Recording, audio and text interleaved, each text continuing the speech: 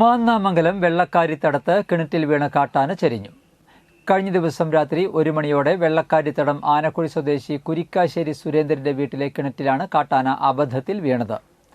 വനം വകുപ്പ് ഉദ്യോഗസ്ഥരുടെയും നാട്ടുകാരുടെയും ജനപ്രതിനിധികളുടെയുമെല്ലാം നേതൃത്വത്തിൽ രക്ഷാദൌത്യം നടത്തുകയായിരുന്നു.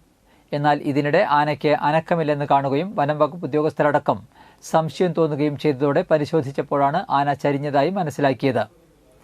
ഇതോടെ മണിക്കൂറുകളോളം നീണ്ട രക്ഷാദൌത്യമാണ് ഫലമില്ലാതായത്. കഴിയുന്ന പോലെയെല്ലാം ആനയെ രക്ഷപ്പെടുത്താൻ ശ്രമിച്ചുവെന്നാണ് പ്രദേശവാസികൾ പറഞ്ഞത്. JCB ഉപയോഗിച്ച് കുഴിയെടുത്താണ് ആനയെ രക്ഷപ്പെടുത്താൻ ശ്രമിച്ചിരുന്നത്. പുലർച്ചെ 1:30യോടെയാണ് ആന കിണറ്റിൽ വീണതെന്ന് വീട്ടുടമ പറയുന്നു. പ്രദേശത്ത് ആനശല്യം രൂക്ഷമാണെന്നും സുരേന്ദ്രൻ പറയുന്നു. വീട്ടുകാർ ഉപയോഗിക്കുന്ന കിണർ തന്നെയാണിത്. അല്പം ആഴമുള്ള കിണറാണ്.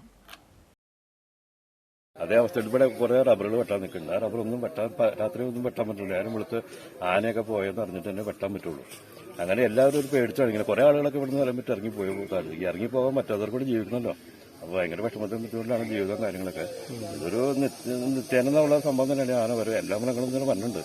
പക്ഷേ ഫോറസ്റ്റുകാരുടെ ഭാഗത്തുനിന്നൊക്കെ നല്ല സഹായങ്ങളും കാര്യങ്ങളൊക്കെ ഉണ്ട്. ഓഫീസർ ഫ്രെഡ്ജി, അതുപോലെ Machad range officer, Vadakkanchery range officer, ബഹുമാനപ്പെട്ട തൃശൂർ DFO എന്നിവർ വളരെ പെട്ടെന്ന് തന്നെ സ്ഥലത്ത് എത്തിച്ചേരുകയും സ്റ്റാഫെല്ലാം എത്തിച്ചേരുകയും റെസ്ക്യൂ ഓപ്പറേഷൻസ് ആരംഭിക്കുകയും ചെയ്തു. പക്ഷെ ദൗർഭാഗ്യവശാൽ നമുക്ക്